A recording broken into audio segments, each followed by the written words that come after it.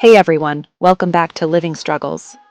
Today, I'm diving into an essential skill every dog owner should know, teaching your dog hand sign commands. Whether you want a silent way to communicate or just strengthen your bond with your furry friend, this guide will help you get started. Let's jump in. Hand signals are great for all dogs, but especially helpful for those who are deaf or hard of hearing. They also reinforce verbal commands, making training even stronger. Plus, it's just plain cool to communicate without words. Alright, let's get into the basic hand signals and how to teach them. First up, sit. For the hand signal, raise your hand, palm facing up, and move it upwards. To teach it, hold a treat, move it upward over your dog's nose, and say sit. Over time, use just the hand motion.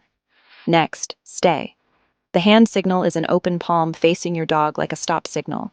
Say, stay while showing your palm and reward when they remain still. Now come. Extend your arm outward, then bring your hand to your chest. Say come, use the motion and reward when they reach you. For lie down, start with your palm facing downward, then move it towards the floor. Use a treat to lure them down while saying lie down. And finally, heel. Pat your thigh or motion in a circular movement. Start with treats, guide them beside you, and reward when they stay close. Here are some tips for success. Use clear, consistent hand signals.